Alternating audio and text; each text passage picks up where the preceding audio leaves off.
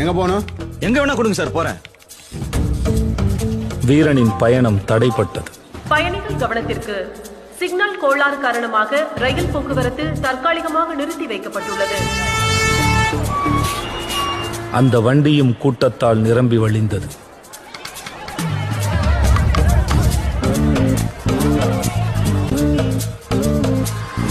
களைப்படைந்த வீரன் மாளிகைக்கே திரும்பிச் செல்ல முடிவெடுத்தான்.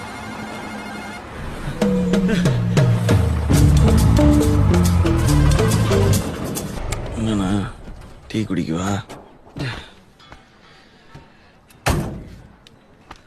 வீரன் தன் கோட்டைக்கே திரும்பினான். டேய் சத்யா, வண்டியா?